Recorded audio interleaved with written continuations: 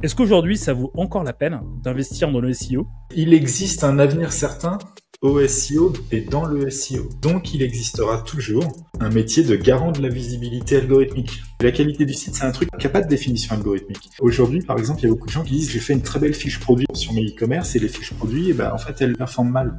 Mais en fait, les gens, quand ils veulent acheter un truc, ils cherchent pas 500 lignes de texte. Ils savent ce qu'ils veulent acheter. Actuellement, beaucoup juste ne savent pas ce qu'il faut faire. Ils voient le problème, mais ils savent pas encore comment le résoudre. Et donc, littéralement, peut-être qu'on va se rendre compte que la solution, c'est de faire des sites de qualité. Enfin. Et donc, on a cette problématique de les SEO ne comprennent pas les leviers qui font la qualité d'un site. Avant de commencer la vidéo, un grand merci à notre partenaire qui est LWS, qui est un hébergeur et registre 100% français, solide depuis 1999. Avec LWS, profitez d'un hébergement WordPress optimisé grâce à leur plugin intégré, LWS Optimize. Ce plugin exclusif vous permet d'optimiser les médias, d'activer le caching, de gérer un CDN et de minifier vos fichiers CSS, JS et HTML. Mais ce n'est pas tout. LWS vous permet d'avoir des sauvegardes quotidiennes pour une sécurité maximale, un support client disponible 24 heures sur 24, 7 jours sur 7, des data centers en France certifiés ISO 27001 pour garantir une protection optimale de vos données, plus de 25 ans d'expertise dans l'hébergement et nom de domaine.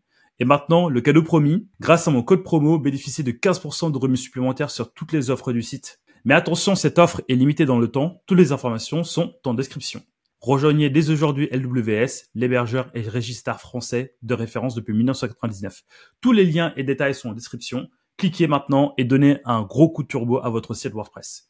Un grand merci encore à LWS de sponsoriser la vidéo. Maintenant, place au podcast.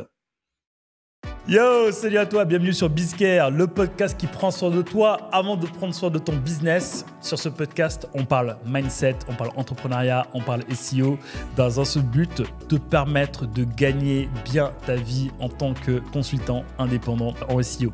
Donc, on va parler d'argent, on va parler de SEO, on va parler de technique, on va parler de productivité, tout ce qu'il faut pour que tu sois libre et prospère grâce au SEO. Sans plus tarder, rendez-vous à ton épisode. Hello, salut, salam, shalom à tous, bienvenue sur Bizcare, le podcast SEO et entrepreneuriat qui prend d'abord soin de toi avant de prendre soin de ton business. Et aujourd'hui, on va tellement prendre soin de toi qu'on est venu à plusieurs, on est venu en équipe, on est venu en bande organisée et on va parler d'un sujet très touchy dont tout le monde a peur, mais bon, c'est pas trop si on doit avoir peur ou pas, l'évolution de Google. Et aujourd'hui, j'ai invité des personnes que j'aurais dû inviter depuis hyper longtemps dans Bizcare Podcast, mais à chaque fois, je ne sais pas, je repoussais, à chaque fois, je pouvais, il ne pouvait pas. Puis après, je me suis rendu compte qu'il y a un des deux qui n'aimait pas trop Calendly. Donc du coup, j'ai dû faire autrement, j'ai dû l'inviter à la main carrément.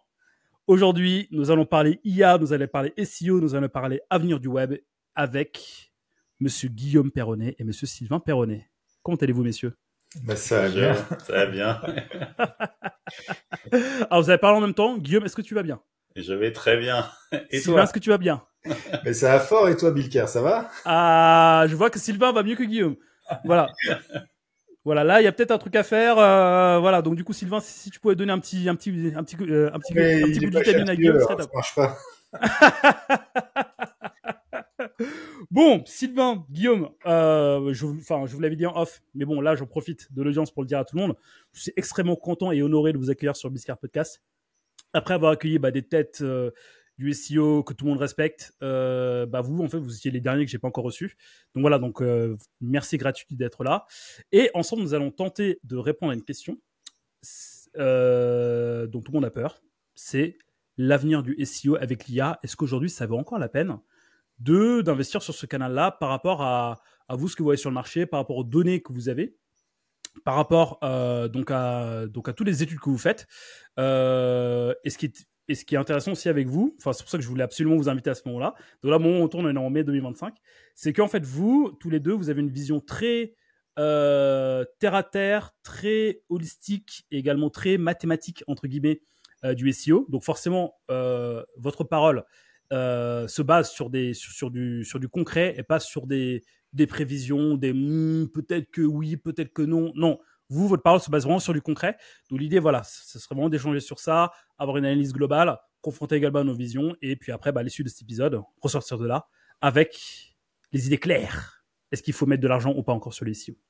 Mais avant ça, Eh oui, et oui, et oui, et oui. Mais avant ça, mais avant de rentrer dans le vif du sujet, bah, je vous propose de vous représenter, même si on vous connaît un petit peu, même très bien. On voit dans tous les salons du SEO de France.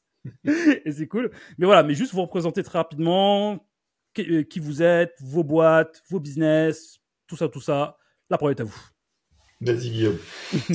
Bon, ça va sûrement se recouper un petit peu, donc on va essayer de pas se répéter. Moi, je travaille avec Sylvain maintenant depuis des années. Et récemment, on travaille dans le cadre d'une boîte qui s'appelle Babar. Et on fait les outils Urtexguru et Babar.tech. Donc, des outils très SEO. Et puis ça a commencé il y a maintenant, on va dire Urtexguru depuis 7-8 ans, je pense, que ça existe. Et c'est vrai que on est venu à faire donc c'est des SaaS, hein, j'ai dit des outils, c'est des SaaS. Et on en est venu à faire ça parce que littéralement, on formait les gens au SEO. Et à un moment, on nous a dit, bah en fait, peut-être les gars, il faudrait peut-être faire les outils qui correspondent à quoi vous formez les gens. Et donc, on s'est lancé dans ça. Et donc, pour être plus terre à terre, moi, je suis chef produit chez Urtexguru Babar. Ok. Voilà, ok, donc Guillaume, chef produit, Babar. Mais c'est très intéressant la manière dont tu as présenté tout ça. Tu as commencé par la formation, puis après, à force de former les gens, vous avez pas mal de demandes de personnes qui vous disent, bon, bah du coup, c'est bien tout ça, mais c'est quoi le concret au concret? Donc en fait, vous avez créé votre boîte en fonction d'une demande qu'on vous a fait pour avancer. Bah oui, parce que en fait, les meilleurs outils, c'est ceux qu'on utilise et ceux qui sont utilisés. Donc, d'un côté, il fallait la demande, mais même au-delà de ça, nous en interne, on avait déjà en fait Urtexguru à la base. On avait une sorte de prototype qu'on utilisait pour nous à l'interne, qu'on vendait aussi à des clients, mais on serait pas allé jusqu'à faire un SaaS si on nous l'avait pas demandé de façon plus forte. Ok. Donc, pour simplifier, Guillaume Perronnet, chef produit du SaaS Urtexguru. C'est ça? C'est ça, tout à fait, oui. Cool. Tu sais, voilà, moi j'ai un petit cerveau. Voilà, en fait, tu sais, le 20-80, c'était pas un concept que j'ai trouvé un jour. Non, c'est qu'en fait j'ai un petit cerveau. Il faut que ça aille vite. Voilà, donc du coup, voilà. En fait, donc du coup, bah, je me suis dit, bah vas-y, c'est quoi, je vais en faire mon branding. Comme ça, en fait, au moins les gens ils vont croire que waouh, je fais des trucs. Mais non, non, en fait, je suis juste très bête. Bah, merci à toi, Guillaume. Sylvain. Bah écoute, très bien. Moi, je suis aussi donc, dans Urtexguru et Babar. Donc techniquement, je suis le patron de la société Babar.tech. À l'origine, j'ai créé les algos de Urtexguru et j'ai beaucoup contribué à la partie algorithmique, naturellement, de tous nos outils. Même si aujourd'hui, une grosse partie de mes tâches est plus en accompagnement client pour les aider à faire des choses, naturellement, parce que c'est un peu le sens de, voilà, on a des clients, faut travailler avec eux pour comprendre tout ce qu'on fait. Guillaume l'a pas dit, mais on a une grosse activité formation aussi pour évangéliser, puisque nous, on a vraiment une approche globale. On veut que les gens, ils soient capables de prendre en main nos outils, qui sont parfois un petit peu plus techniques que d'autres outils qui peuvent exister, avec des métiers qu'on estime plus sincères, etc. Et donc, on a une approche où on veut pousser les gens à mieux travailler. Donc, on a aussi ce côté formation que t'as pas tellement évoqué, t'as pas évoqué du tout d'ailleurs, dans le cadre de nos activités. Mais globalement, nos activités sont toujours tournées autour d'aider les gens à mieux travailler, en fait. Des outils, des bons outils, des meilleurs outils, et la formation qui va avec pour que les gens la prennent en main et puissent améliorer leur process. Et puis aussi comprennent ce qui est utile, pas utile de faire dans le cadre des activités SEO, et même plus globalement, parce que nos outils ont une activité, ont une utilité au-delà du SEO, même si on en parle rarement. Mais par exemple, Babar, avec le crawl du web qu'on fait, un moteur de recherche, en fait, on a beaucoup de quantité de données qui peut être utilisée pour d'autres choses. Et les gens se servent de notre data pour prioriser des process à eux, pour faire d'autres choses. Voilà. Ok. Pour le reste, je crois que Guillaume a un peu tout dit. Hein. C'est pas, voilà, nos activités, elles sont dans ces périmètres. C'est en soi déjà pas mal. Mais du coup, je vais juste grossir un point que tu as dit, c'est que tu as dit tu veux aider les gens à utiliser les outils. Quand tu dis les gens, c'est votre cœur de cible, c'est que le SEO, enfin c'est que les personnes qui sont autour du SEO, ou bien vous accompagnez pardon, d'autres corps de métier au-delà du SEO. C'est intéressant, c'est de voir que l'utilisation de nos outils, puisqu'on fait pas mal d'études, donc on a plusieurs milliers de clients, on a plusieurs milliers d'utilisateurs, milliers de clients aussi, mais ce qui compte, c'est plus les utilisateurs, parce que parfois un client, c'est 40, 50, 60 utilisateurs en réalité. Mais on s'aperçoit que tous les profils sont susceptibles d'utiliser nos outils. Dans la communauté SEO, il y a vraiment une vision, c'est les SEO qui utilisent l'outil, point, c'est facile. Mais en réalité, quand on pense à Urtexguru, dans dans sa genèse, en fait, à l'origine, on ne faisait que du travail pour la rédaction web, par exemple, et les gens étaient rédacteurs web. En fait, les rédacteurs web, je suis désolé, spoiler, c'est pas des SEO pour la plupart. Oh, punchline. Ah, ça commence bien. Bien sûr, les SEO, ils ont une appétence pour le SEO, ils sont sensibilisés, mais c'est pas des SEO. Ah, mais je suis entièrement d'accord. Voilà. De la même manière que les SEO ne sont pas des rédacteurs web, attention. Je suis entièrement d'accord avec ça aussi. Donc, je fais pas de jugement de valeur. Hein, voilà. Et on a après des gens qui sont dans le web marketing, mais qui sont assez éloignés du SEO. On va avoir des gens qui sont le patron d'une boîte qui veut comprendre la réussite de ses équipes et qui va utiliser nos outils, etc. Donc, il y a tout un périmètre de personnes. Et en fait, quand on pense à la prise de décision pour le web marketing ou le SEO, elle s'arrête pas cette prise de décision au SEO. Souvent, il y a des parties prenantes qui sont bien au-delà, et donc on s'adresse à tout le monde. Et dans la formation en particulier, il faut bien sûr former les SEO, mais il faut aussi former plus large, parce qu'un SEO qui est formé dans une équipe qui ne l'est pas, par ailleurs, il y a personne avec qui parler et son travail n'est jamais légitime.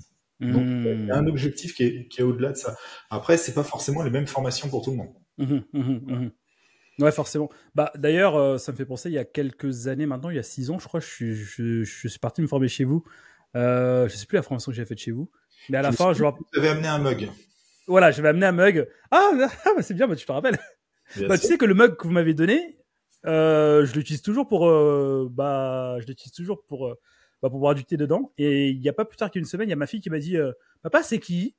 Moi, je fais, si tu savais, assieds-toi, je vais t'inviter. Assieds-toi, je vais raconter une histoire. Bon, bref. Ouais, non, je m'étais formé chez vous il y a quelques années maintenant, il y a 6 ans, 7 ans. Et je me rappelle à la fin, quand tu m'avais donné le rapport d'étonnement, je t'ai dit, Sylvain, c'est cool, j'ai passé un bon moment, mais j'ai rien compris. Mais il faut revenir. Du coup, je vais revenir, tu vois, avec l'intention de tout comprendre.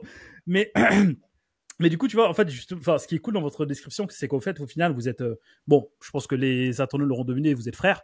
Vous êtes. L'a pas dit, mais oui. Voilà. Mais vous êtes hyper complémentaires dans ce que vous faites. Mais surtout, au moment de te présenter, Sylvain, t'as pas évoqué tout ton parcours, t'as pas évoqué le fait que tu aies déjà bossé chez un navigateur. Un moteur de recherche. Un moteur de recherche, voilà, dont on tairait le nom pour le moment. Donc du coup, t'as quand même pas mal de... Enfin, t'as quand même une bonne vision de comment fonctionne un moteur de recherche. Oui. J'aime le... Ah oui, effectivement.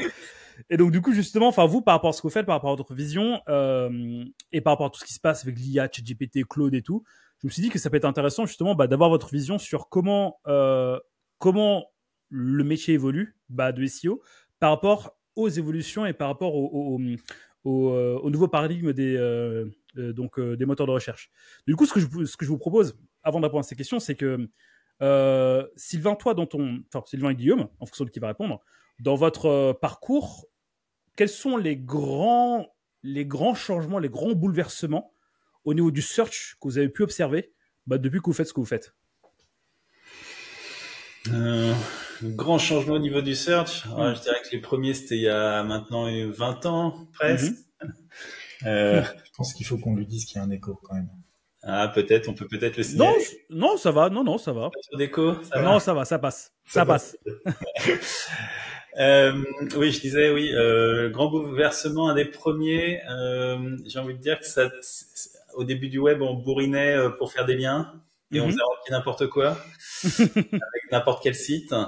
Et à un moment donné, on a dû thématiser les sites. Je pense que c'est le premier truc important parce que on était obligé, quand on travaillait sur certaines thématiques, de trouver des liens différents. Alors, littéralement, tout le monde utilisait c'est même 4, 5, 6 sites et ça marchait à tous les coups. C'était assez puissant. Donc ça aurait été quoi, au début des années 2000 à peu près? Même un petit thématisation, c'est 2010. Ouais, 2010 par là. Ok. Donc ça, c'était vraiment, je pense, la première grand bouleversement et il a fallu du temps pour que tous les SEO se rendent compte que c'est ça qu'il fallait faire. Et, maintenant, ça, tout le monde le sait. Hein. C'est le prérequis, un bon lien, c'est un lien thématisé. On n'apprend plus autre chose. C'est un vraiment qui est acquis et que tout le monde respecte à la lettre. Moi, je vais rebondir sur ce que dit Guillaume parce qu'en fait, la thématisation, donc c'est aux alentours de 2010, c'est l'update caféine chez Google. Et en réalité, c'est une update qui a commencé un mouvement qui est assez dingue, qui a duré pendant 3 ans où Google a vraiment fait beaucoup de modifs sur la manière dont il fonctionnait. Il y a eu Caféine, il y a eu Panda, il y a eu Pingouin, du coup, en fait, chaque année. Ça a entièrement changé la manière de faire du SEO, en réalité, ces 3 trucs successifs. Avec Caféine, il a fallu faire du netlinking thématisé. Avec Panda, il a fallu faire des contenus de meilleure qualité. Je ne veux pas dire de qualité parce que on en était loin à l'époque, mais c'était quand même de meilleure qualité. Et avec Pingouin, il y a eu vraiment une friction extrêmement forte vis-à-vis des SEO qui faisaient de l'optimisation d'encre exact sur le netlinking. Et en fait, les 3 coups sur coup ont vraiment changé la manière de faire du SEO. Et ce qui est amusant, c'est que la fenêtre de temps était assez courte. On peut dire tout ce qu'on veut, on peut dire 3 ans, c'est long, etc. Mais en réalité, c'est assez court au regard d'un truc économique. Et en faisant ça sur 3 ans, Google a réussi finalement à faire partir du circuit un certain nombre d'opérateurs qui étaient très spammy et qui ont préféré aller faire autre chose que de continuer parce qu'il fallait se réinventer. Et ce qui est intéressant, c'est que là, on vit une période qui est à peu près similaire. On est en 2025 et depuis 2021-2022, il y a beaucoup de choses qui étaient préfigurées par BERT en 2019 qui ont été mises en place, notamment avec les modèles de langue, l'arrivée de l'IA, et donc il y a eu beaucoup de changements massifs en 2 ou 3 ans, ce qui fait qu'il y a beaucoup de SEO qui sont un petit peu perdus dans leurs pratiques, nouvelles pratiques face aux anciennes pratiques, comment est-ce que ça interagit et tout. Donc ça fait beaucoup de changements en fait d'un seul coup. Et donc on est dans une deuxième période de grands changements du moteur, mais qui implique des grands changements pour nous aussi. Mais c'est intéressant ce que vous dites quand même, parce que moi, en fait, j'ai commencé le SEO. Je me suis dit, bon, ils disent pas trop de bêtises, donc ça va. Non, en fait, moi, j'ai commencé le SEO à peu près dans les années 2000.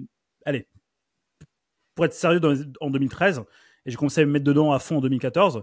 Et je me rappelle, en fait, à l'époque, je suis rentré dans une agence qui était Search 4 Site, qui est devenue Pcase. Mathieu, big up. Où on avait beaucoup de clients qui étaient tombés soit dans Pingouin, soit dans Panda. On avait que ça.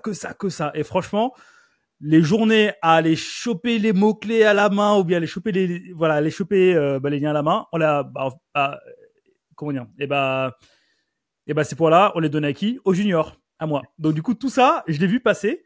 Mais là, en fait, à vous entendre, j'ai l'impression que ce qui se passe en ce moment avec l'IA qui bouleverse tout est du même acabit que ce qui se passait à l'époque. Sachant en fait que moi, à l'époque, j'avais une vision un petit peu noob. Je me rendais pas compte de ce qui se passait parce que je venais d'arriver. Mais là, avec tout ce qui se passe, je me dis putain, mais en fait, c'est quand même un truc de ouf. Mais là, à vous écouter, j'ai l'impression que c'est quand même kiff. Mais selon vous, est-ce qu'il y en a un qui est plus important que l'autre dans la manière de redéfinir le search aujourd'hui ou pas? Là, je dirais qu'en ce moment, c'est beaucoup lié à l'IA, les dernières avancées, et notamment au fait que Google comprend mieux les sites, totalement, et est plus capable de savoir si un site est qualitatif. Et là, tout de suite, je pense que les SEO, contrairement ils ont analysé Pingouin, ils ont analysé Panda, ils savaient ce qu'il fallait faire pour corriger. Actuellement, beaucoup juste ne savent pas ce qu'il faut faire. Ils voient le problème, mais ils savent pas encore comment le résoudre. Et ça va être de plus en plus dur de le résoudre parce que manifestement, les algos, quand même, les classifieurs sont plutôt de bonne qualité, de plus en plus.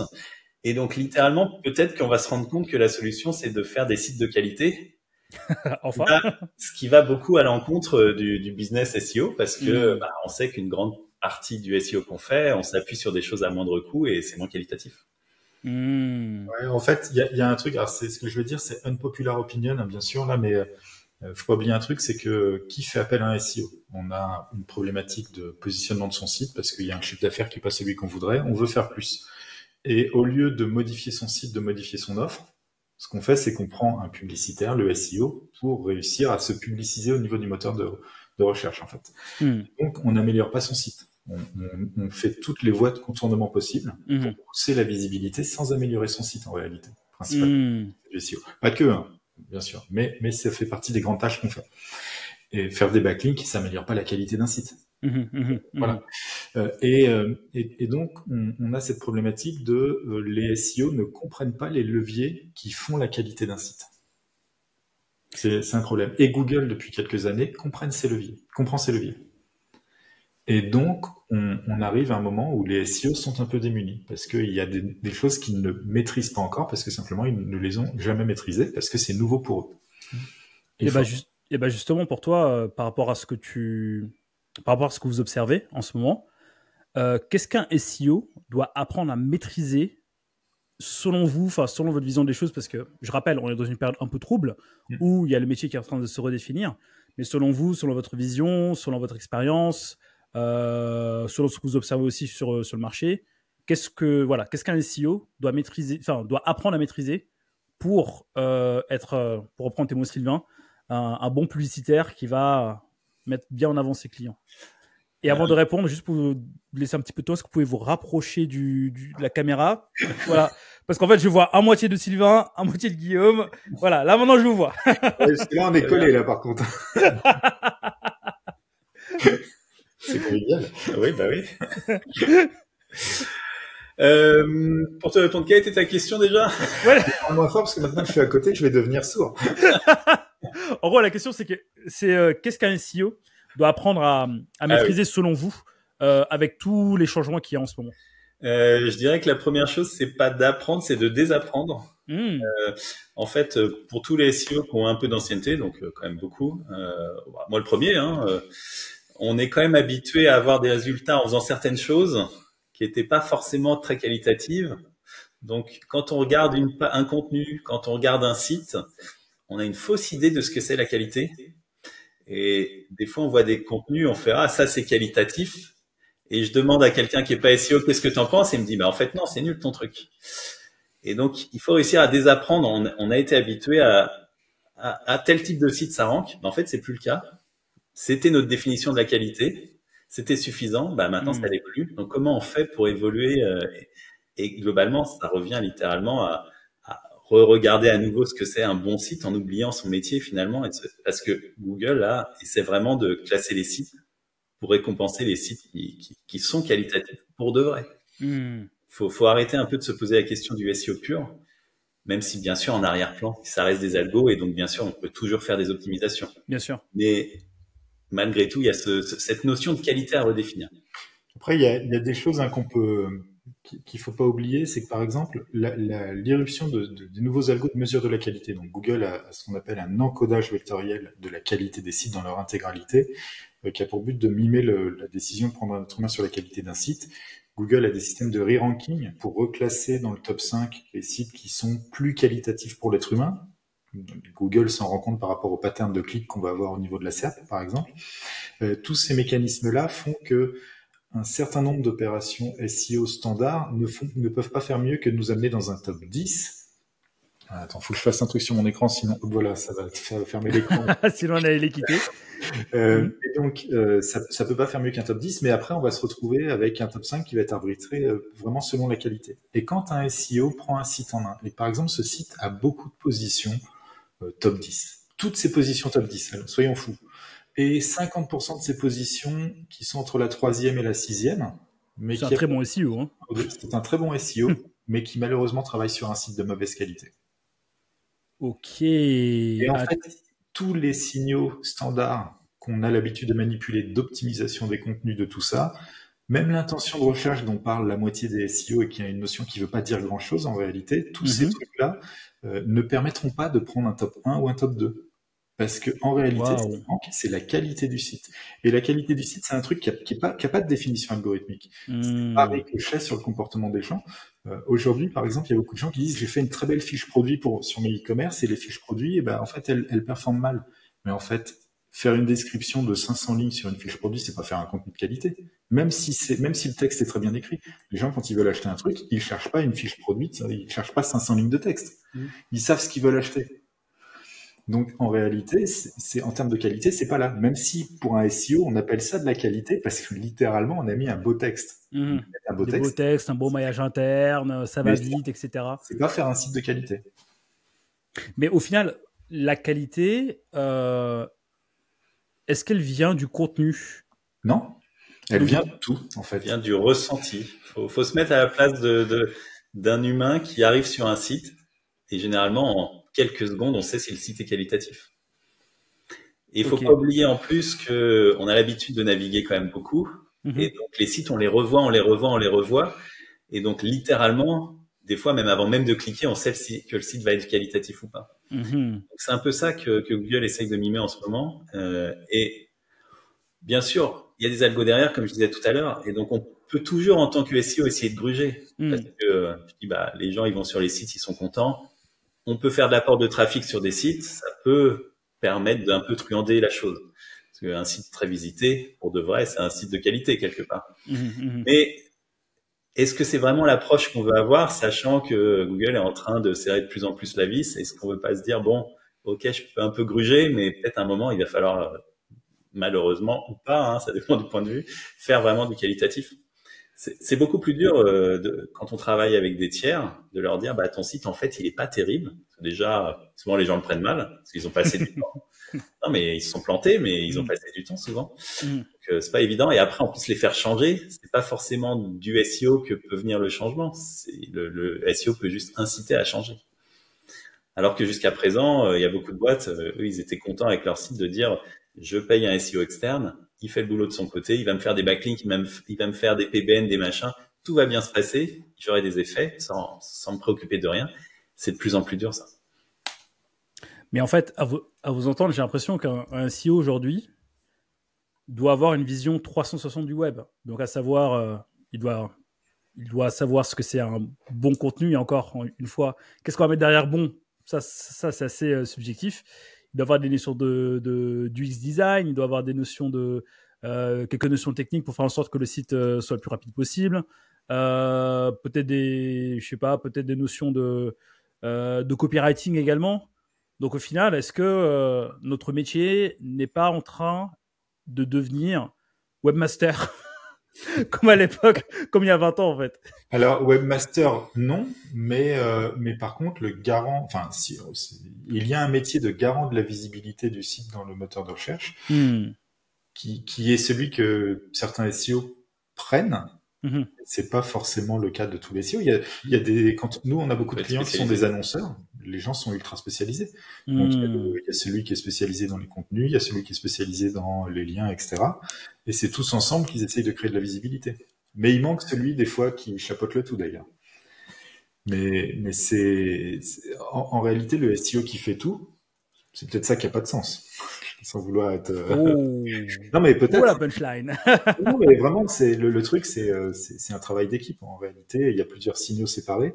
La plupart du temps les SEO tels qu'on les voit sont surtout des techniciens. Même si les gens se vivent pas techniciens, mais quelqu'un dont le métier est d'écrire des contenus, c'est un technicien en fait. Bien sûr.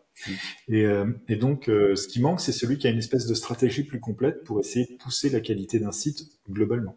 Donc ça veut dire en fait que selon toi sur un projet il te faut quelqu'un qui supervise le tout, qui met pas les mains dans le cambouis, et quelqu'un qui mettrait les mains dans le cambouis et avancer à deux comme ça, dans le meilleur des mondes.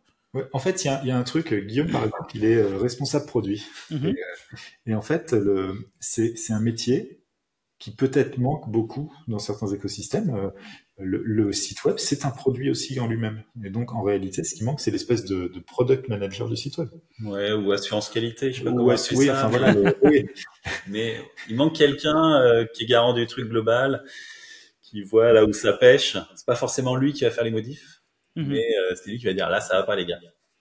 Mais ça va être typiquement la personne qui peut impulser des changements d'UX. Aujourd'hui, le SEO, il n'est jamais légitime pour dire il faut changer l'UX, alors que l'UX est un facteur de visibilité extrêmement important pour Google maintenant. Et donc, quelqu'un qui n'a pas la possibilité de dire il faut modifier ton UX à celui qui possède le site, en fait, il n'a aucun moyen parfois de réussir à avoir les meilleures positions. Tout simplement. Mais c'est hyper intéressant. Enfin, bon, on va rentrer dans la deuxième phase du podcast un petit peu plus tard quand on va parler de l'avenir. Est-ce que ça vaut la peine de mettre des efforts et tout dedans? Mais ce qui est intéressant dans ce que tu dis, c'est que comme les métiers se complexifient et que les boîtes n'ont pas nécessairement le temps ni les compétences pour se remettre à niveau pour avoir la bonne visibilité, moi je vois des opportunités de dingue en fait. De monter en compétences du SEO. Comme tu le disais si bien, Guillaume, de désapprendre pour réapprendre de nouvelles choses. Moi, j'ai rajouté même quelque chose de supplémentaire, ce serait d'être humble, parce que quand même, on est dans un milieu où, on le voit souvent sur LinkedIn, des gens qui disent « Ouais, j'ai fait un top 1, ouais, j'ai fait une remontada. » En fait, ça ne veut rien dire du tout. Ça, c'est un autre problème, mais oui. Voilà, ça, c'est un autre problème encore. Mais en fait, et surtout, enfin ouais, en fait, moi, je vois pas mal d'opportunités par rapport aux paradigmes qui sont en train de changer. Et comme on se le disait en début d'épisode, en fait, là, on est dans la même situation qu'à l'époque quand il y avait Panda Pingouin, où on savait pas trop ce qui se passait. Là, on sait pas trop ce qui se passe. Chacun teste de son côté. Chacun fait ses petites expériences pour se dire, ok, en fait, si je veux ranker, eh ben, faut peut-être que je fasse ci, faut peut-être que je fasse ça. Et peut-être que ça, mis bout à bout, va nous permettre, dans l'intelligence collective, d'avoir une petite recette de gâteau au chocolat qui s'approche à peu près du gâteau au chocolat, si je comprends bien. Mais il y a des trucs, tu vois, moi j'ai une marotte tout le temps qui est toujours la même, c'est de dire il faut raisonner comme dans le monde réel. Un site web, c'est comme une boutique. Et donc les signaux, c'est des éléments de la boutique. L'étal que tu as, je sais pas, imaginons t'es, je sais pas moi, boulanger, tes vitrines, c'est ton contenu. Les gens qui rentrent dans ta boutique, c'est les portes et les routes qui amènent vers toi. Les signaux utilisateurs, c'est tu regardes ce que les gens ont dans leur sac quand ils sortent de la boutique, est-ce qu'ils ont acheté un truc, combien, etc. Et puis l'UX, c'est quoi? C'est la beauté de ta boutique en fait, indépendamment de son étal et tout. Et avant, le moteur de recherche ne regardait que le contenu de la vitrine, puis après il a commencé à regarder les portes des trucs, puis etc. Et au fur et à mesure, il regarde de plus en plus de trucs parce qu'il est capable de le faire. Waouh. Et il faut raisonner de la même manière quand on est SEO maintenant. Et il y a des signaux utilisateurs et il y a le community management, le bouche à oreille sur ta boutique, il y a tout en fait, tout c'est exactement la même chose. Bah justement, tu vois, moi c'est un truc que j'ai remarqué chez mes clients et je remarque de plus en plus, c'est que chez certains clients quand je bosse avec eux, je ne dis pas on va bosser à 100% sur le site, mais je leur dis on va bosser un petit peu sur le site, mais on va aussi faire quelques petites vidéos YouTube, on va aussi prendre la parole sur les réseaux, on va aussi on va partir d'un contenu, on va essayer en fait de le fragmenter pour créer en fait un écosystème global pour ranker derrière. Ça, je le fais de plus en plus. D'ailleurs, je l'ai appelé Organic Pareto. Voilà, petite parenthèse fermée. Et en fait, la vision que j'ai l'impression que ça confirme un petit peu ce que tu dis. Donc, à savoir que Google n'est plus dans un magasin. Il sort du magasin. Et en fait, en sortant du magasin, il se dit, OK, en fait, la devanture, OK, il est pas mal. D'accord, mais en fait, mais qui parle de ce magasin-là? OK, donc du coup, il y en a 1, 2, 3, 4. Mais c'est pas juste des backlinks, c'est d'autres personnes qui viennent d'autres pays qui en parlent. Et j'ai l'impression, en fait, que c'est ça qui fait ranker petit à petit. C'est cool, du coup, ça confirme ce que j'avais en tête. Du coup, alors, tout va bien. Du coup, je peux être le 3e Perronnet. N'oublie pas de nous envoyer notre chèque après. Hein. Pas de soucis, t'inquiète. Mais surtout, en fait, j'aimerais bien revenir sur un point avant qu'on passe à la 2e étape de ce podcast. C'est l'intention de recherche. J'avais invité il y a quelques semaines Laura Blanchard. On a fait un excellent épisode là-dessus, qui nous avait montré des cas où ils avaient bossé sur ce que veut l'utilisateur pour passer genre de la 4e à la 2e place. Vous, dans ce que vous voyez tous les jours, est-ce que vous sentez vraiment que pour aller choper les 5 premières places, allez, soyons fous, les 3 premières places, parce que le business est dans les 3 premières places, pour aller choper les 3 premières places, est-ce que à partir de ce moment-là, il faudrait qu'on sorte carrément des paradigmes du SEO et rentrer dans les paradigmes plus UX, plus design, plus technique, plus community management même, mais des choses qu'on ne fait pas de base en SEO. Yo, juste 10 secondes chrono pour te demander de mettre 5 étoiles sur Apple Podcast et de t'abonner à la chaîne YouTube. C'est hyper important pour transmettre le message de la liberté et la prospérité grâce à Biscard Podcast. Voilà, maintenant, continue ton épisode. Alors, j'ai envie de dire attention quand même, on est là pour se classer dans un moteur de recherche. Donc, on peut pas non plus complètement s'affranchir de regarder ce qui se passe dans le moteur, parce que le moteur fonctionne d'une certaine façon. On peut pas projeter une idée qu'on a et se dire, si je fais cette idée, le moteur va juste suivre.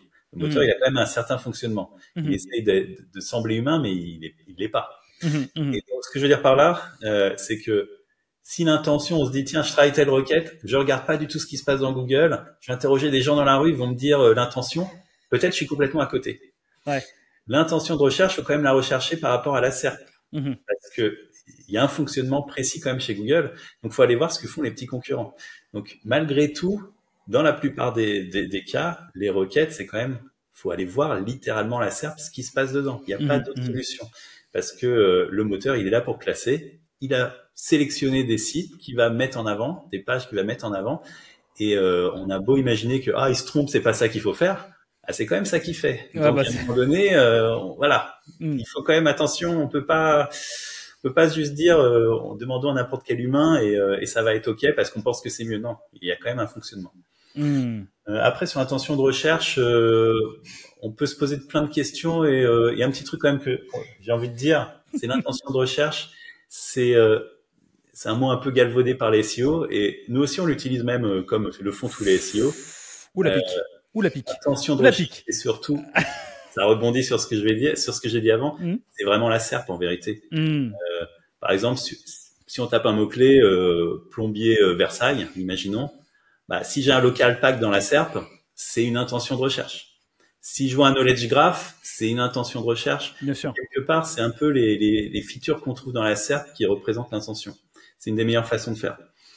Et les contenus qui sont positionnés, littéralement. Si Google a décidé de mettre en premier une boutique, c'est parce qu'il pense que c'est commercial. Si le deuxième, c'est Wikipédia, c'est qu'il pense que c'est informationnel. Voilà, c'est des choses comme ça. C'est très pragmatique en vérité. On peut essayer de faire mieux, mais la plupart du temps, juste ça marchera pas. Il faut juste... Je vais rebondir là-dessus parce que c'est des trucs qui ont été extrêmement théorisés depuis plus de 50 ans, en fait, ces trucs-là. Mais en réalité, au niveau des personnes, ce qui existe, c'est le besoin informationnel. C'est toi, Bill Kerr, quand tu tapes telle requête, qu'est-ce que tu veux? Et il n'existe qu'une réponse pour toi. Peut-être t'as d'autres personnes qui sont comme toi, mais c'est personnalisé. Ce que les SEO appellent l'intention de recherche, ce serait la demande fusionnée de l'intégralité des êtres humains. Donc c'est une espèce de moyenne de la vie. Et Google essaye d'y répondre le mieux possible en créant sa SERP. On l'a dit, le local pack, le truc, le machin. La partie organique, ça n'est qu'une sous-partie.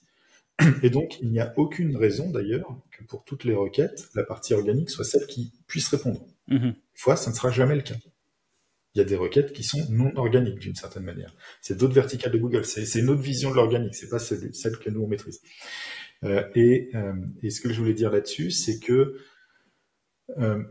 cette intention de recherche qui est présentée dans l'organique, avec le top 3 par exemple, c'est les résultats qui plaisent le plus, qui sont le plus cliqués par les gens dans un top 10 en fait.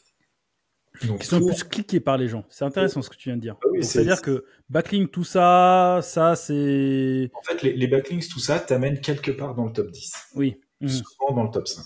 Mais après, l'arbitrage sur les premiers, c'est pour beaucoup de requêtes, les signaux utilisateurs, avec des fois une grande stabilité, des fois pas de stabilité, etc. Oui. Pour toutes les requêtes à partir d'un certain volume, les mini-requêtes à faible volume, là, faire du backlink ou juste du contenu, c'est ok parce qu'il n'y a pas vraiment de signaux utilisateurs. Mais dès qu'on est sur des requêtes hyper mainstream, en fait, Google connaît absolument tous des utilisateurs. Ouais. Donc, littéralement, il sait classer parce qu'il sait ce qui plaît aux gens. Parce que littéralement, il voit les gens aller sur les sites. Mais pour que Google ait décidé qu'une requête, enfin qu'une page qui était techniquement 4e passe première, par exemple, il a d'abord pris la page comme étant 4e. Donc, il faut d'abord être 4e avant d'être premier. Exactement. Et donc, le discours qu'on entend parfois qui consiste à dire « je fabrique une page de nulle part en me préoccupant de l'intention de recherche sans regarder le moteur », en fait, ça fabrique des pages qui ne sont pas forcément top 10, donc qui ne seront pas premières parce qu'elles n'auront pas été d'abord dans le top 10. Et donc, c'est ça vraiment la problématique qu'il va y avoir, et il ne faut pas oublier. Et donc les approches liées à ce sujet-là sont un peu compliquées. La réalité, de toute façon, c'est que moi, c'est une discussion qui m'échappe toujours, celle sur l'intention de recherche globalement, avec tout le respect que je dois à tout le monde. Et, on en est à dire maintenant, ce qu'il faut, c'est faire des pages web qui correspondent à ce que veulent voir les gens. Mais c'est le premier, indépendamment du SEO, c'est la première mission du site web. Si je suis e-commerçant, je veux faire une fiche produit qui va vendre mon produit, parce que les gens veulent l'acheter. Je ne vois même pas pourquoi on se pose la question de cette notion d'intention de recherche. Ça devrait être l'évidence même, ça devrait être la première chose qu'on fait. Tu sais, ça me fait penser à un podcast que j'avais fait avec Mathieu Chapon, justement, qui me donnait l'exemple de Boulanger, qui est premier sur ordinateur portable depuis des années. Et en fait, eux, ce qu'ils ont fait, c'est qu'ils ont créé en fait une page hub sur laquelle ils renvoient vers du contenu informationnel, du contenu, donc vers la fiche produit, vers la page de liste, etc., avec un petit texte optimisé, et, du image interne et quelques backlinks qui vont bien. Donc en fait, au final, entre lui ce qu'il dit et toi ce que tu me dis, au final, c'est pareil. Bien sûr. J'ai une requête, il me faut un hub. Et en fait, c'est ce hub-là qui va déterminer derrière qu'est-ce que veut l'utilisateur, et l'idée étant de l'orienter le mieux possible vers ce qu'il veut. Mais ce qui est intéressant, et moi, c'est le Boulanger, c'est très bon opérateur. Ils sont très bons en SEO d'ailleurs.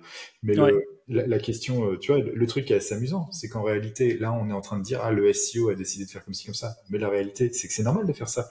Mon métier, si mon métier, c'est de vendre des ordinateurs portables, je sais que les gens, ils commencent par se renseigner sur les ordinateurs avant de les acheter. Donc, il faut que je puisse leur répondre quand ils se renseignent, leur répondre quand ils se posent la question du prix, puis après leur vendre.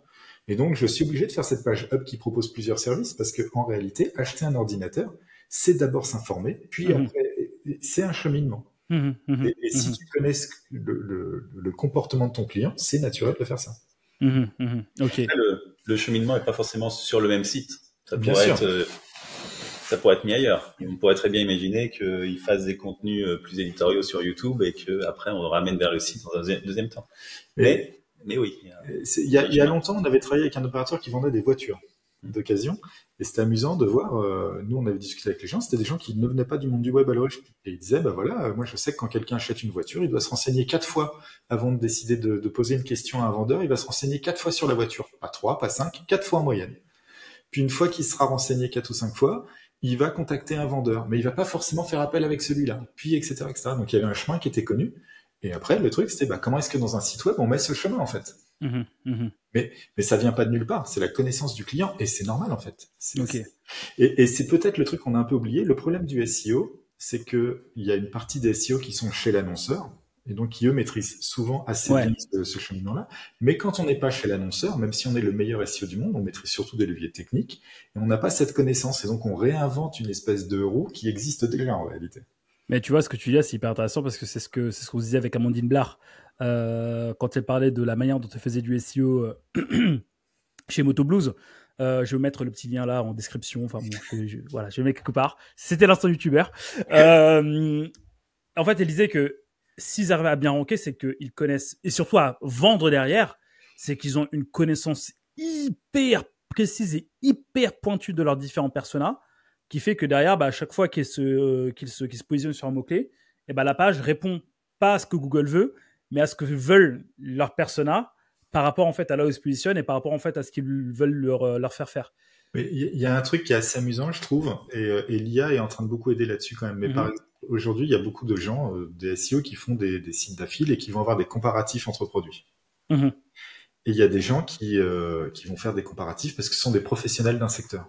Et les comparatifs sont complètement différents entre les deux. Parce que ceux qui sont les professionnels, ils connaissent les objections. Et donc, ils font des vrais levées d'objections. Là où le SEO, en fait, a l'impression, en regardant certains termes qui apparaissent dans les SERP, etc., qu'on trouve grâce à des outils comme Your Text Guru, de très bons outils, donc. C'était le petit moment, le petit moment promotionnel. Ils vont construire un discours par rapport à ça, mais qui ne correspond pas forcément à la réalité de ce qui est attendu par le client. Et c'est vrai que quand Laura dit on va donc se préoccuper pour l'intention de recherche, etc., c'est vrai en fait.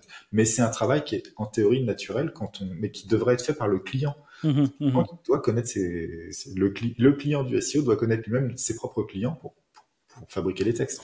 C'est pour ça que moi en fait dans mes prestats, moi je prends beaucoup de temps à discuter avec mon client, savoir qu'est-ce qu'il veut faire, qui sont ses clients, qu'est-ce qu'il vend, pourquoi il le vend, c'est quoi ses unfair advantages. Et en fait, tout ça va me permettre de créer un contenu et des pages vraiment dédiées à lui, à son persona.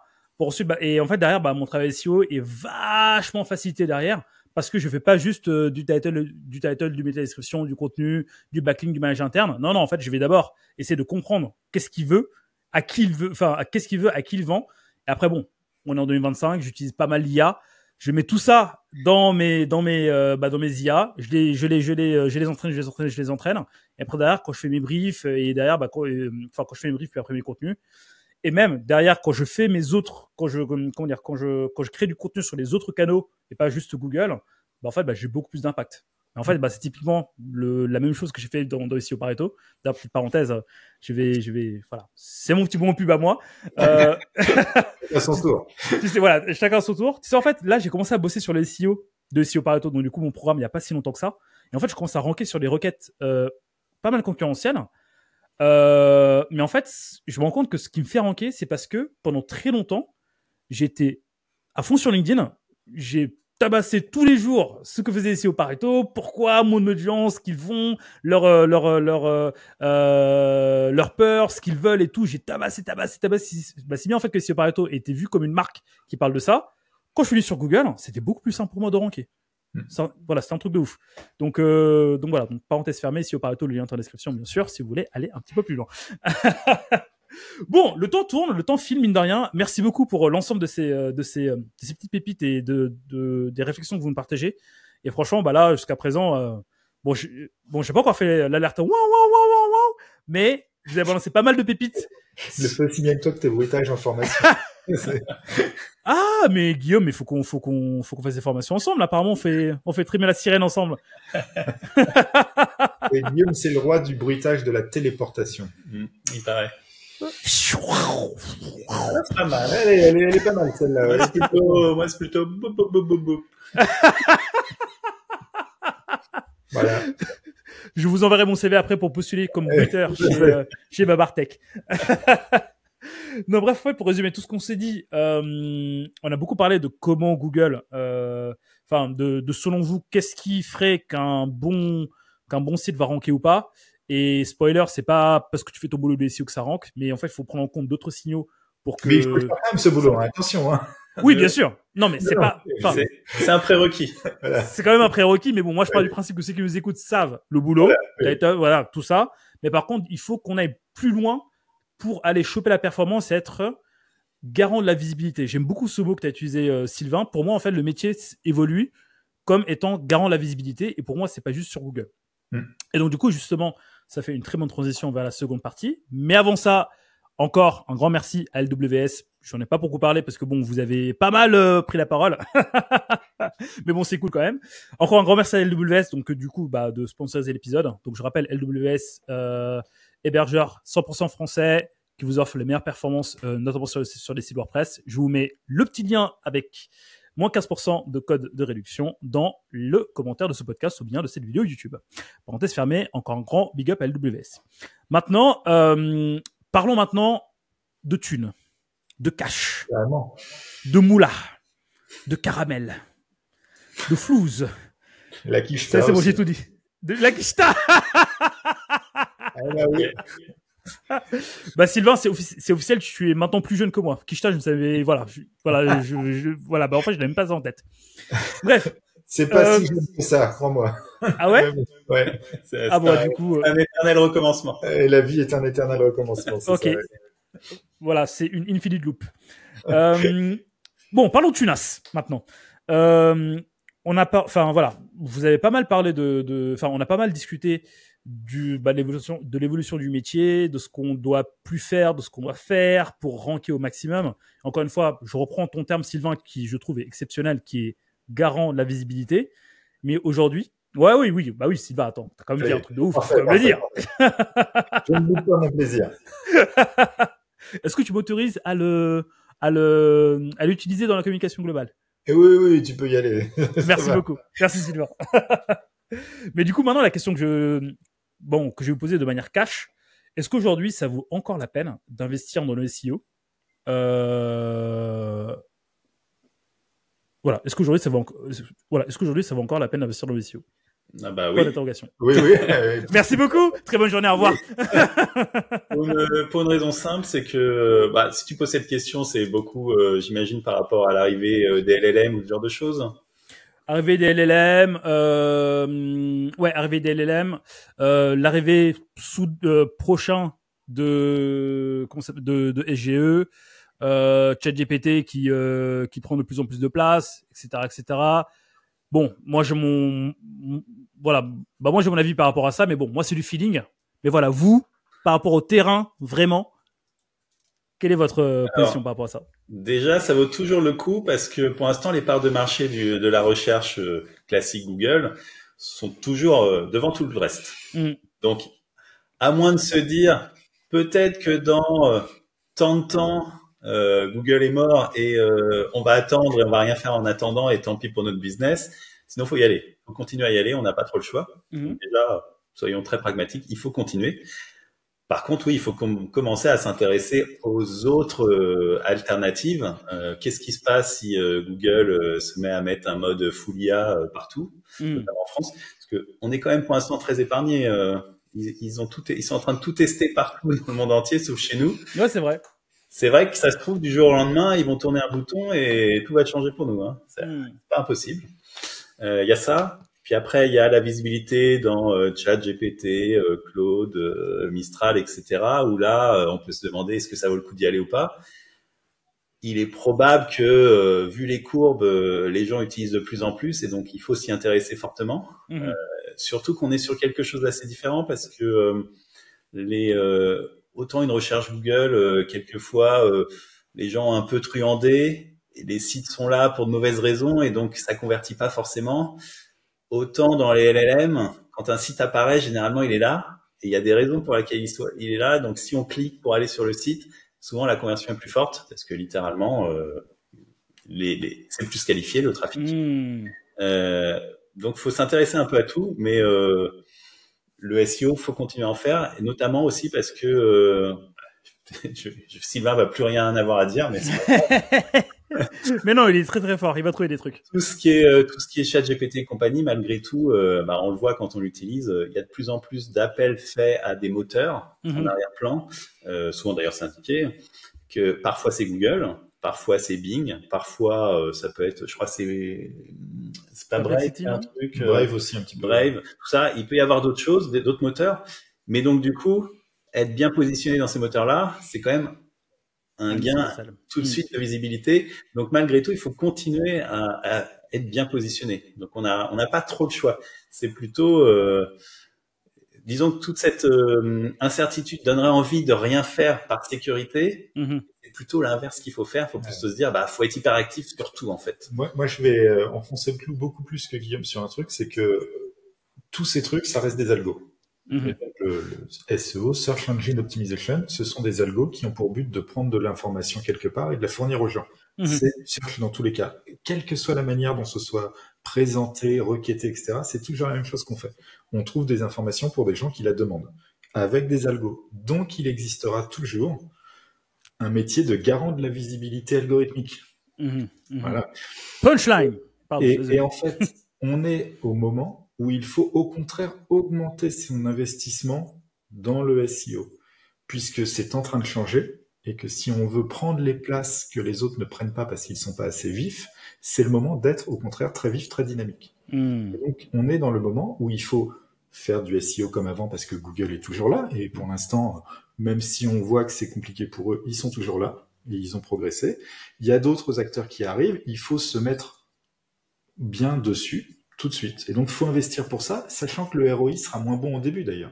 Bien sûr. On se retrouve comme dans les années 2000, pour ceux qui ont connu, de moins en moins de monde ont connu ces trucs-là, mais dans les années 2000, il y avait beaucoup de moteurs simultanément. Il n'y avait pas que Google. Il y avait Google, AltaVista, il y avait Yahoo, il y avait Lycos, il y avait Excite, il y en avait plein. Et donc, il fallait travailler pour un peu tout. Et à un moment donné, il y en a un qui est passé devant les autres. Et après, tout le monde a focus sur celui-là. Mais là, on est dans ce moment d'ouverture. Il faut au contraire accepter de perdre plus d'argent sur le SEO d'une certaine manière, ou en tout cas d'en investir plus, parce que c'est pas un bon terme, d'investir plus d'argent sur le SEO pour se mettre dans cette position d'attente qui permettra d'être dans 2 ou 3 ans leader sur les nouveaux moteurs s'ils apparaissent. Donc, au début des années 2000, un SEO, c'était quelqu'un qui maîtrise les moteurs de recherche au global. Voilà. Après, entre milieu des années 2000 jusqu'à 2022, le SEO égale celui qui maîtrise Google. Exactement. Et à partir de 2022, voilà, le SEO, c'est quelqu'un qui maîtrise Google et les LLM qui sont en train d'arriver. Voilà. Et YouTube et TikTok et tout ce que tu veux, en fait. Et ce qui est assez intéressant, c'est que par contre, le métier change. Parce que là où, si on se pose cette question aujourd'hui, c'est parce que irruption de l'IA, irruption de tout ça. Mais faut pas oublier que l'IA, c'est un outil pour les moteurs ou pour fabriquer des choses qui sont comme des moteurs, parce que c'est pas forcément les moteurs en eux-mêmes qui le font, et donc des nouveaux acteurs, mais c'est aussi des outils pour nous. Et donc, en réalité, les investissements aussi changent en termes de typologie d'investissement, parce qu'on travaille différemment, en fait. Je veux dire, le travail qu'on fait aujourd'hui, pour les SEO qui sont vraiment, à la frontière, au top de ce qui se fait, n'a plus rien à voir avec ce qu'on faisait il y a 2 ou 3 ans. Bien sûr, tout le monde achète des backlinks, etc., mais pas de la même manière, pas sur les mêmes critères, les contenus sont pas faits pareil. Enfin, les arbitrages sont plus les mêmes. Le métier a beaucoup changé quand même. Donc du coup, pour toi, enfin pour vous, SEO aujourd'hui égale avenir certain. Ah ouais, il existe un avenir certain au SEO et dans le SEO. Mais par contre, est-ce que c'est la continuité de ce qu'on fait depuis des années? La réponse est non, probablement. Oui, bah ça c'est clair. Voilà. Bah, tu sais, en fait, justement, je reviens sur un truc que vous avez dit avant, c'est de parler du fait que la France est pas mal épargnée par rapport aux tests que Google fait sur les IA et tout. Vous, aujourd'hui, par rapport à vos outils, par rapport à vos clients, est-ce que vous ressentez qu'il y a une tension au niveau de la visibilité, donc du coup forcément du chiffre d'affaires de vos clients, avec tout ce qui se passe au niveau de l'IA, ou est-ce que vous sentez que leur business, le ROI, enfin l'argent qu'ils gagnent, on va dire, est en train de se perdre ou bien est en train de se déporter autre part, et auquel cas, qu'est-ce que nous, SEO, devons faire pour rattraper tout ça? On va dire au niveau des métiers du SEO, j'ai envie de dire que ça a beaucoup impacté les IA, ça a beaucoup impacté les rédacteurs. Donc on voit ça SGuru. Non pas que les gens arrêtent d'utiliser des outils d'optimisation, parce que ça, ils trouvent toujours que c'est utile, mais on sent bien qu'il y a une partie des gens, des rédacteurs qui ont été mis à la porte, et à la place, les gens utilisent l'IA pour rédiger en utilisant des API pour optimiser pour le SEO. Donc l'IA a quand même fait quelque chose de ce côté-là. Donc, les gens veulent toujours optimiser, sauf qu'ils veulent plus la main-d'œuvre. C'est un peu terrible. Il y a un truc qui est paradoxal, hein. Par exemple, nous, on voit qu'on a une partie de nos clients rédacteurs qui ont disparu, tout simplement. Ils n'existent plus. Mais on a beaucoup de clients qui sont des gens qui se sont outillés avec nos API pour fabriquer du texte. Et en réalité, on fabrique beaucoup plus de guides d'optimisation aujourd'hui qu'il y a quelques années, ou même qu'il y a 1 an. Bah, forcément, ils vont plus vite. Font beaucoup plus de volume, etc. Donc en réalité, pour nous, en termes de quantité de données produites, ça n'a rien à voir. On est bien au-dessus de ce qu'on faisait il y a 1 an. Ah, j'imagine. C'est prodigieux, ouais. Mais parce que c'est moins d'acteurs qui font des volumes absolument invraisemblables. Et c'est vrai que c'est amusant quand on dit les éditeurs, des discover, des trucs comme ça qui ont automatisé. En fait, c'est des gens qui avant faisaient 30 textes par jour, et qui maintenant vont en faire 200, 300, 2000, 3000. Il n'y a pas de limite, en fait. Il faut nous appeler pour prendre les plus grosses API si vous avez une limite. Mais en fait, on s'aperçoit qu'il y a vraiment un truc. Après, en ce moment, il faut voir qu'il y a une discussion qui est compliquée sur tous ces trucs par rapport à l'avenir, parce que au-delà de l'IA, il y a quand même une problématique qui, je pense, n'échappe à personne, qui est que la situation économico-politique, même si on a dit qu'on parlait pas de tout ça, est compliquée. Parce que la consommation baisse, parce qu'il y a des incertitudes dans l'esprit des gens, il y a une crise de confiance, donc les gens ont du mal à sortir leur pognon, il y a un taux d'épargne comme jamais en fait. Donc ça crée une difficulté, et nos clients qui sont des annonceurs, parce qu'on a quand même énormément d'annonceurs, on a plus de clients annonceurs que de clients purs SEO par exemple. Les clients annonceurs, ils sont... c'est pas global, mais sans dire qu'ils sont en difficulté. Je pense que beaucoup sont en difficulté, mais ils sont dans des situations qui sont, je sais pas comment le dire. Ils sont prudents. Voilà, ils sont prudents. On va le dire comme ça. Ils font gaffe à leurs investissements, etc. Parce qu'il y a plus ce truc de c'est l'argent facile, quoi. Hyper intéressant. Mais en fait, c'est quand même un gros paradoxe, hein. Enfin, sachant que, encore une fois, je le répète, là, ce que vous dites, c'est sur la base de ce que vous observez. Donc, ce n'est pas une tendance, ce n'est pas un feeling, c'est des choses que vous voyez au quotidien avec toute la base de données que vous avez. Et le gros paradoxe que je vois, c'est que il y a des opportunités, il y a une fenêtre ouverte, il y a une fenêtre de tir qui est énorme. C'est maintenant qu'il faut y aller, avant que la concurrence vienne et bouche le marché. Bon, enfin, à mon avis, avant qu'il soit bouché, il faut du temps. Mais dans le même temps, on est, la situation globale, politico, ce que vous voulez, fait que on n'y va pas quand même. Donc au final, sur quel pied lancer? Est-ce qu'on doit comme y aller, accepter peut-être de gagner un petit peu moins et de se dire aujourd'hui je fais moins, mais je sais que je vais le rattraper plus tard, ou bien est-ce que faut tout simplement subir, attendre que ça passe? On verra. Moi, je pense que pour beaucoup de professionnels, alors, je suis plus freelance depuis longtemps, hein, mais je serais aujourd'hui freelance, vu la manière dont je raisonne, avec une certaine prudence sur la gestion de l'argent à l'année. Moi, je me mettrais dans une espèce de situation où j'accepterais de baisser un peu mon revenu et j'en profiterais par contre pas pour moins travailler, mais au contraire pour justement explorer, pour créer des nouvelles manières de travailler et tout, quoi. Donc je pense qu'on est à ce moment où il faut accepter de faire ça. Mais il y a une vraie difficulté, c'est à quel moment on accepte de faire moins l'activité principale qu'on a d'habitude alors que son revenu s'érode pour prendre le risque de se réinventer en fait. C'est pas facile. Par exemple, c'est vrai que quand on perd un gros client parce que le client fait faillite, par exemple, il y a deux possibilités, hein. On peut essayer de proposer des prix au client, enfin, un client est en difficulté, il fait pas faillite parce que sinon c'est réglé. Mais un nouveau client arrive, dit voilà, j'ai plus, voilà, mon revenu a perdu 30%, donc je suis obligé d'arrêter le contrat avec toi. Il y a des gens qui vont dire bah non, on n'arrête pas le contrat, mais je vais te faire un prix, machin et tout. Puis il y a des gens qui vont dire ok, tant pis, et puis qui vont essayer de se réinventer, ils vont galérer pendant un mois ou deux, puis ils vont taper des nouvelles typologies de clients pour réussir à faire pareil. Voilà. La question, c'est à quel moment on décide de faire le passage de ce qui ne marche plus vraiment à ce qui va marcher dans le futur. C'est pas facile. C'est une question d'arbitrage, voilà, qui dépend aussi de la psychologie de chacun. Oh que oui. Faut aimer le risque, faut aimer, voilà, plein de choses compliquées. C'est pas facile. Et puis il faut, dans le milieu du SEO particulièrement, la petite balle perdue gratuite pour un certain nombre de confrères, mais c'est vrai qu'il y a beaucoup de gens qui n'ont pas eu des stratégies personnelles financières forcément conservatives, se disant que ça allait toujours être l'Eldorado. Dans la vente de liens, ça se voit beaucoup. À un moment donné, ça se vendait beaucoup. Les liens en masse, c'était l'argent infini quasiment. C'est moins le cas maintenant. Ceux qui n'ont pas profité des belles années pour être capables de survivre à 2 ou 3 années très difficiles, mais en fait, ils finiront par mettre la clé sous la porte. Ça, c'est des gens qui n'ont pas fait SEO Pareto, tu vois. Parce que nous, on dit comment faire. Voilà. Non, mais c'est vrai, on s'éloigne du sujet vraiment technique, mais en réalité, il ne faut pas oublier que la plupart des SEO, au-delà d'être SEO, ils sont aussi chefs d'entreprise, d'une certaine manière. Voilà. Ça compte beaucoup, en fait. Bah, pour moi, hormis ceux qui sont salariés en CDI, pour moi, on est tous des chefs d'entreprise et avec avec toutes les contraintes qui vont bien, quoi. Bah d'ailleurs, c'est intéressant ce que tu me dis parce que là, au moment où on enregistre, on est en mai 2025. J'ai eu une année qui a démarré en trombe, et puis après, là, depuis avril, tu vois, je sens que ça se calme un petit peu, tu vois. Et typiquement, bon, je sors un petit peu du cadre de notre podcast, mais je pense que c'est assez important de le rappeler là pour ceux qui nous écoutent, peu importe leur niveau d'avancée. Là, ça se ralentit un petit peu, mais c'est là où je me dis, mais heureusement que j'ai préparé cela.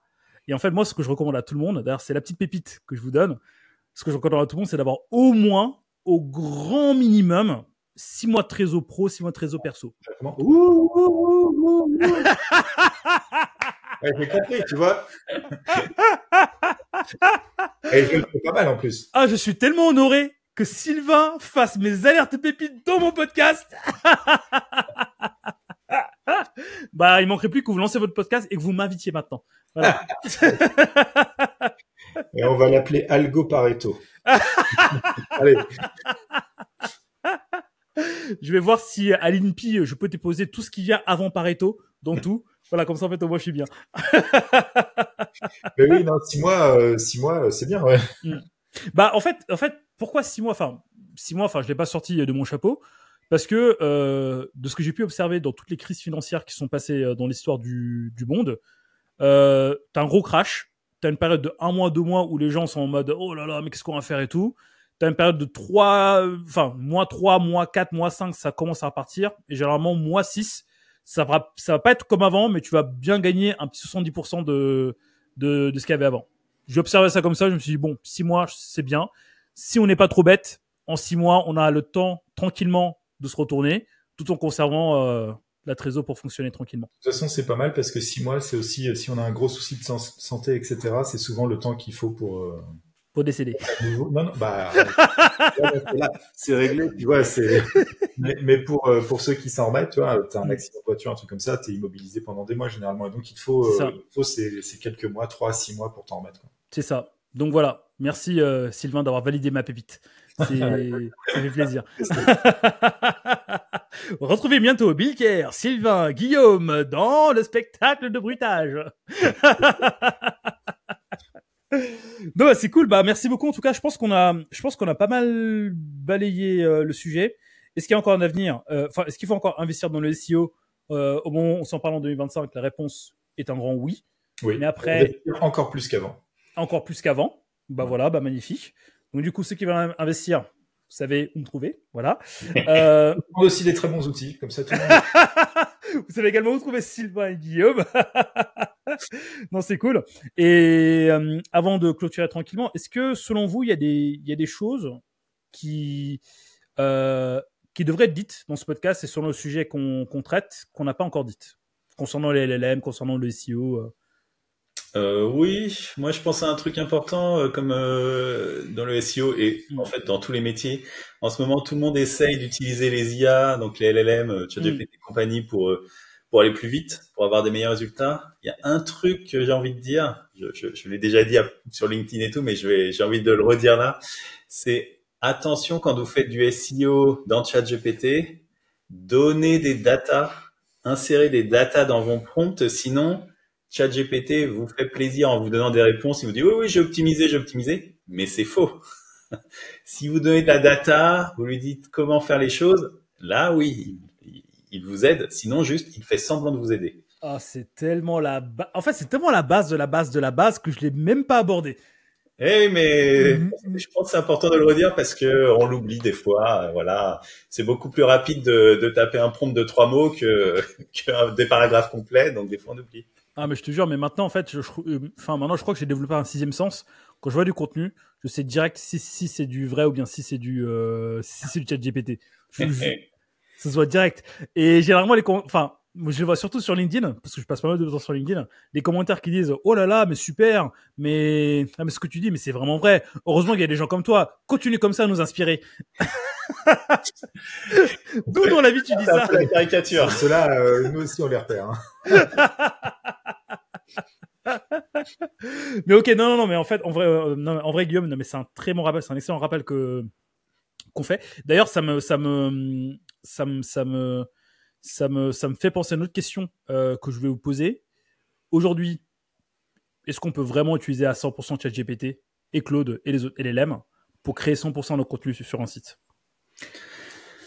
Alors, je sais pas ce que tu appelles 100%, mais nous, on a même une formation là-dessus. Si tu fournis de l'IA, si tu fournis de la data, de la bonne data bien choisie, et pas que de la data informationnelle, de la data aussi de style, de tout ça, alors tu peux faire des contenus qui pour un être humain, sont parfaits.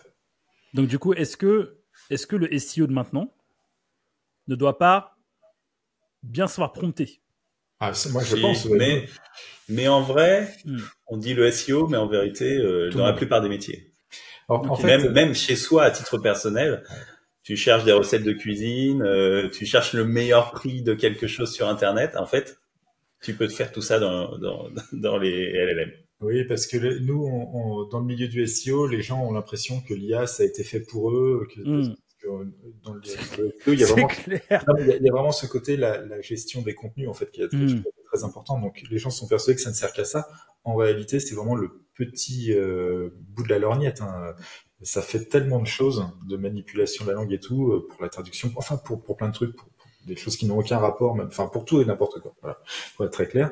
Et moi, je connais des gens qui s'en servent dans des milieux, on peut pas imaginer, des milieux, je sais pas, dans les musées, ils s'en servent. Enfin, il y a plein d'endroits où on peut s'en servir pour des tâches qui n'ont aucun rapport avec ce que nous, on peut envisager, en fait. Oui, j'ai monté ma machine à laver le week-end dernier avec ça. J'ai pris une photo, j'ai ouvert le couvercle, j'ai pris une photo, je devais remplacer une pièce, il m'a dit ce qu'il fallait faire. Ah ouais, d'accord. Ouais, en fait, maintenant, on est à ce niveau-là. Donc, du coup, Elon Musk, quand il dit Neuralink, tout ça, en fait, ouais, on n'est pas loin. Non, mais c'est un outil d'assistance qui est fantastique. Voilà. Je vais tester un truc avec l'IA dans pas longtemps, là. C'est un jour, je m'engueule avec ma femme. Comment sortir de ça sans y laisser des plumes? Voici ce qu'elle m'a dit, voici ce que je lui ai dit. Qu'est-ce que tu me proposes comme réponse? Le problème, c'est que l'IA va bien te connaître, mais pas trop ta femme, peut-être. Ouais, j'avoue, c'est clair. Donc, tu peux d'avoir une réponse qui est pas très adaptée, parce que ce sera pas mieux que ce que tu aurais fait. J'avoue, c'est clair. Je pense que ce sera même pire. Des data supplémentaires, tu vois, c'est bien ça qu'on dit. Voilà. Et bien entendu, voilà, enfin, pour pas, comment dire, pour éviter qu'on me tape dessus dans les commentaires, c'est valable aussi bien de l'autre côté, hein. Voilà. Bien sûr, Voilà. Évidemment. Tout à fait. Bah, merci beaucoup, Guillaume. Et toi, Sylvain, est-ce que y a un point que j'aurais dû aborder, que j'ai pas abordé selon toi, qui pourrait rendre cet épisode encore plus riche qu'il n'est? Bah, je pense qu'on a vraiment fait le tour de tout. Après, il y a vraiment quelque chose qui est plus, mais qui est vraiment lié au contexte. Effectivement, aujourd'hui, on est dans une époque de très grands changements, de ce point de vue-là, etc. Je pense que chacun doit décider, déjà, si je parce que tu dis, est-ce que ça vaut le coup d'investir dans le SEO, mais il y a aussi, est-ce que quelqu'un peut avoir envie de continuer dans le SEO, sachant que ça va changer, en fait. C'est un moment où il faut en profiter aussi, comme peut-être il y a moins d'activité, pour réfléchir tout simplement à ça.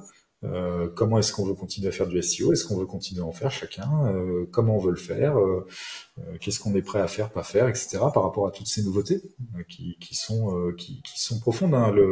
L'irruption de l'IA dans nos métiers, ça fait des changements profonds, mais ça fait des changements profonds dans la société tout simplement aussi. Donc il y a vraiment moi je pense que c'est plutôt le moment où il faut se poser pour réfléchir à tout ça et puis se redéfinir ses propres stratégies. Donc moi c'est plutôt un méta-conseil que j'ai envie de donner. Et aujourd'hui il faut prendre son temps, aller à la piscine, nager un peu pour réfléchir peut-être, et se dire comment est-ce qu'on aborde la période qui est là et qui est un petit peu difficile. Et on le voit par exemple avec les tensions qu'on peut voir sur les réseaux sociaux. Ouais, c'est quand dans un milieu professionnel, les gens se trollent les uns les autres de manière qui est plus tout à fait sympathique, c'est que c'est peut-être le moment de se poser sur comment on veut aborder les choses. Sylvain, n'en parle pas trop. Parce que moi, c'est mon hack. C'est mon hack pour avoir de l'engagement sur le réseau. Non, n'en parle pas trop, s'il te plaît. N'en parlons plus alors. Mais pour le reste, je pense qu'on a fait le tour sinon. Super. Mais en fait, moi, par rapport à ce que tu dis, il y a un point que je rajouterais, c'est que pour moi, et ça, je commence à le voir pour moi, et je commence à le voir pour mes clients également, c'est que cette approche d'être unicanal, pour moi, en fait, c'est quelque chose qui est en train de s'éroder petit à petit par rapport au métier du SEO et surtout par rapport au fait qu'on se positionne comme une personne qui ramène du chiffre d'affaires supplémentaire à un client et de la visibilité supplémentaire à un client. Moi, maintenant, j'ai une approche plutôt globale, plutôt 360, où je me dis, moi, je suis là pour faire en sorte que mes clients me trouvent, mais la première question que je me pose, c'est où est-ce que se trouvent mes clients aujourd'hui? Je fournis les efforts là-bas. De toute façon, à un moment ou à un autre, Google, il va récupérer ces informations-là pour me rendre le plus pertinent possible. Et à partir de là, limite, en fait, moi, je me considère même plus comme SEO, mais plus comme un architecte organique. Et par rapport à ça, je vais juste mettre en place ma Charlotte Pareto et aller taper en fait là où il y a là où sont mes clients pour avoir un maximum de résultats derrière. Organique Pareto, coming soon, au moment où je sors cet épisode. Voilà. Merci beaucoup. Franchement, messieurs, j'ai passé un agréable moment. J'espère que vous aussi. Oui. En fait, c'est marrant parce que pendant l'épisode, à un moment, vous êtes rapprochés. Et plus ça allait, plus vous vous êtes éloignés. C'est qu'en plus, on a le micro et la caméra face à nous. Donc, pour bien voir, on est obligé de se décaler un petit peu. Donc, si on se rapproche, en fait, on ne voit plus, Bilker. Ok, d'accord. Ok. Et comme on le sait, le plus important, c'est de me voir. Voilà, on peut faire... Moi, j'aime bien voir la personne avec qui je discute. Ok, gratitude alors. Merci beaucoup, messieurs. Sylvain, Guillaume, merci. Un grand merci d'être passé sur Biscard Podcast. Honnêtement, votre vision terrain manquait. En tout cas, par rapport à toute la commu et aussi par rapport au contenu que je fais jusqu'à présent. Moi, si je devais résumer tout ça en une phrase, et en un contexte, c'est que en fait, le SEO est plus vivant que jamais. Il faut juste le faire différemment. Et là, il y a les vannes qui sont tellement ouvertes, les cartes sont tellement redistribuées que c'est le moment en fait de rentrer dans tout ça. Et donc, du coup, je profite pour faire ma petite pub. Si vous voulez vous former en ça, SEO Pareto est là. Le petit lien est en description. Et si vous voulez une petite prestation sur ça, Organique Pareto est en description également. Puis voilà. Qu'est-ce que je peux vous souhaiter, messieurs? Bonne journée. Vivre longtemps et prospère. Ah, évidemment. Bien sûr. Alors, non. C'est être prospère et libre grâce au SEO. Voilà. S'il vous plaît. Voilà. Ok. Et c'est comment dire et ça pour le coup c'est un souhait commun ou bien c'est que le souhait de Guillaume? Oui. Je pense c'est bon pour tout le monde. Ok, bah écoute, Sylvain, je te souhaite de mourir du coup. Enfin, si tu ne... Bravo. Ça finira par arriver aussi, hein, tu sais. Ah bah ça, c'est notre destin le plus sûr. Exactement, le seul qui est 100% sûr d'ailleurs. Ah bah ça c'est clair. Messieurs, merci beaucoup d'être venus sur Biscare Podcast. Merci beaucoup pour tous les enseignements que vous en avez apportés. Est-ce que vous aurez un petit cadeau pour les auditeurs du Biscare Podcast ou... Là, tu nous prends un peu au dépourvu. Bon, je vais négocier avec eux en off, hein, et si jamais il y a un truc, je le mettrai dans la description. Messieurs, prenez soin de vous. Ouais, toi Merci, aussi, ouais. Et ceux qui nous écoutent, prenez soin de vous dans votre business, et on se dit à très bientôt. Salut. Ciao. J'espère que cet épisode t'a plu. N'hésite pas à liker, t'abonner, partager cet épisode, mais également à mettre 5 étoiles sur la plateforme de podcast de ton choix. Et nous, on se dit rendez-vous pour une prochaine. Allez, salut, ciao.